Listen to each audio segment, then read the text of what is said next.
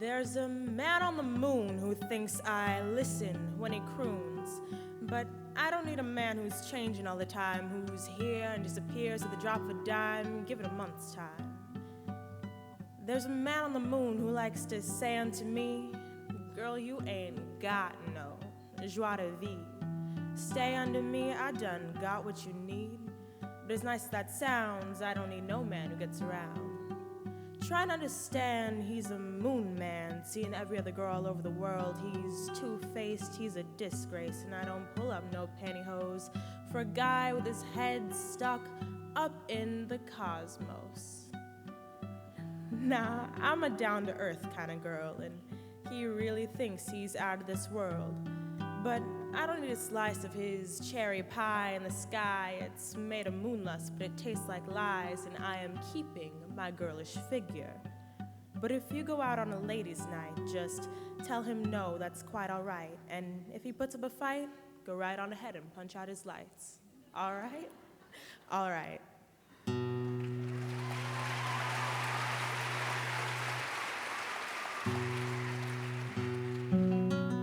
A girl in a book told me that someone had hurt her, and I said, me too, and kept reading.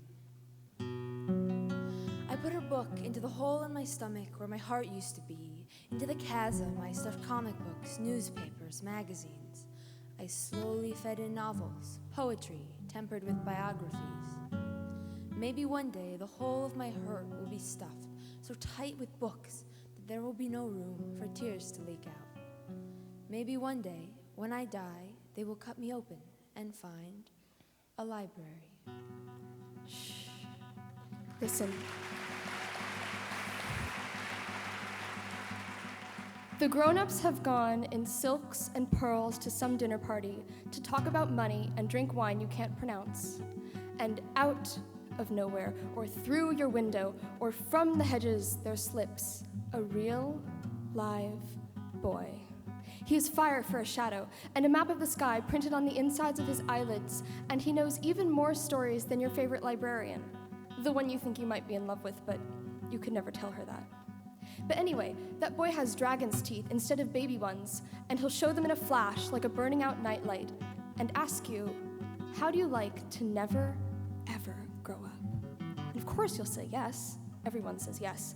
And he will lead you over the rooftops, or through the forest, or down the rabbit hole. But no matter how long he keeps you, even if he keeps you forever, you'll still wake up in the same bed. And everyone will tell you that you slept through the night. And you, sleepy and startled, and bravest of all, will turn the page.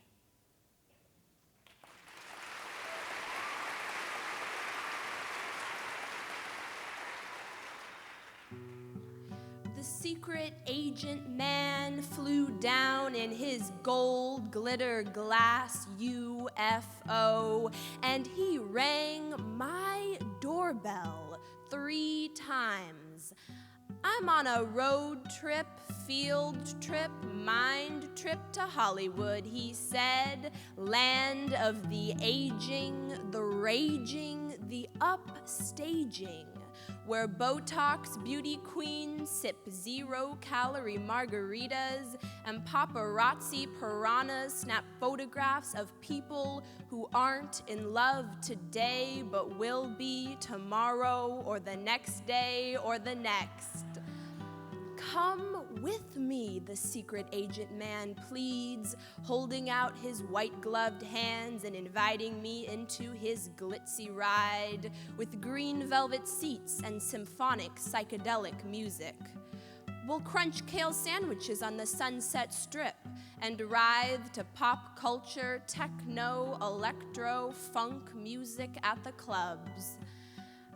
I looked at his outstretched hand, colored with the dust of a far-away planet, and I wondered how he could want to visit a city of cement handprints and screen sirens and bad boy dappers, a city where lies were woven tighter than friendship bracelets at summer camp, and a city where money was made on the swirl of a curtain and the magic wand of Photoshop.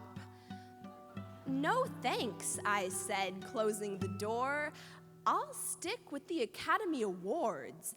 And besides, I cannot afford the silver spacesuit.